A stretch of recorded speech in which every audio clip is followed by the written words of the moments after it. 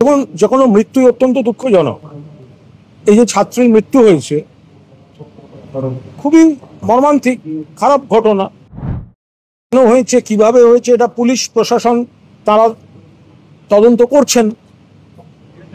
এখন যে বা যারা অন্য জায়গার কোনো অপ্রীতিকর রাজনীতি করে, এবার তারা বলুন যে তাহলে কেন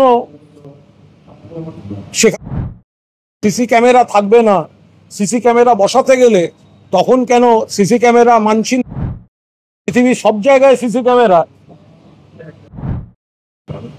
আর কোনো কোনো জায়গায় সিসি ক্যামেরা নিয়ে আলোচনা হলেই বিপ্লবীদের গায়ে লেগে যায়। এই মুহূর্তে মৃত্যু নিয়ে কোনো মন্তব্য করব না, কারণ এটার সঙ্গে রাজনীতির সম্পর্ক। এটা সম্পূর্ণভাবে পুলিশ প্রশাসন দেখবে।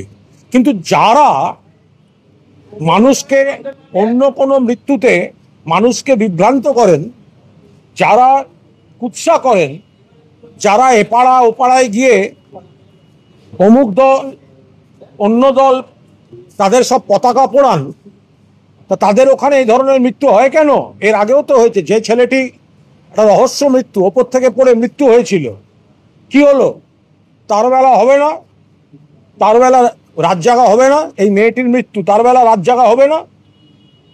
তাহলে যারা সিসি ক্যামেরা বসতে দেবো না বলে লাফালাফি করেন আর অন্যদের পাড়ায় গিয়ে হুজ্জুতি করতে যান, তাদের তো এবার তার কৈফিয়ত দেওয়া উচিত।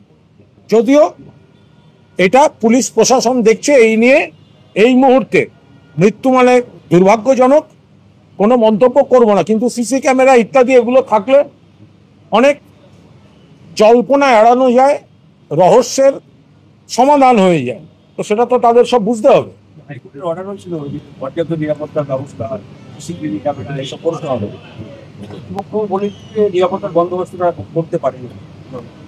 তার কারণ হচ্ছে তাদের মধ্যে একটা, যদি সোর্সের মধ্যে ভূত থাকে, আপনি তো সবটাই প্রশাসন দিয়ে চাপিয়ে দিতে পারেন না।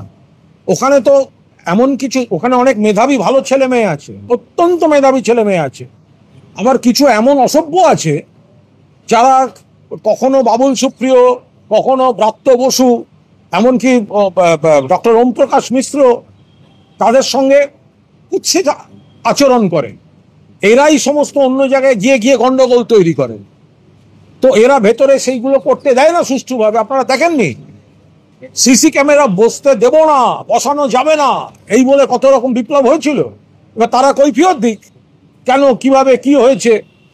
সিসি ক্যামেরা অবশ্যই বসানো উচিত, 100% বসানো উচিত। তবে এই বিষয়টা আমরা কোনো দলীয় রাজনীতির মন্তব্য এখন করবো না, দুর্ভাগ্যজনক। পুলিশ প্রশাসন দেখছে।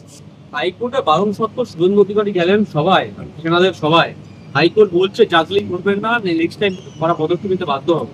কিন্তু জানার কথা, যেগুলো আমরা গোড়া থেকে বলেছিলাম, সেগুলো যদি মহামান্য আদালত যদি তাদের ভেতরের অবস্থাটা অনুমান আগেই করতেন, তাহলে এই ধরনের মঞ্চগুলো বিজেপি নেতারা যাচ্ছে না। তো জানা কথা, তৃণমূলের ভাষা আন্দোলনের মঞ্চ সেনা নামিয়ে খুলিয়ে দেওয়া হলো।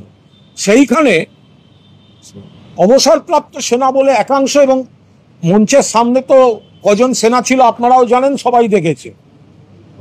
আমরা সেনাবাহিনীকে শ্রদ্ধা করি, সম্মান করি, কিন্তু এই অবসরপ্রাপ্ত সেনা বলে রাজনৈতিক মঞ্চ করে বিজেপির সমস্ত নেতাদের বক্তৃতার মঞ্চ করে দেওয়া হয়েছে। তো প্রত্যাশিত, ওরা গিয়ে একটা উপকার করেছেন। তৃণমূল কংগ্রেস যেগুলো বলেছিল সেগুলো সত্য, সেগুলো প্রমাণ হয়ে গেছে। আরো ভালো ভালো খবর দেখতে সাবস্ক্রাইব করুন বাংলা হান্টের ইউটিউব চ্যানেল। বাংলা হান্টের আরো খবর দেখতে নজর রাখুন। বাংলা খবর মানেই বাংলা হান্ট।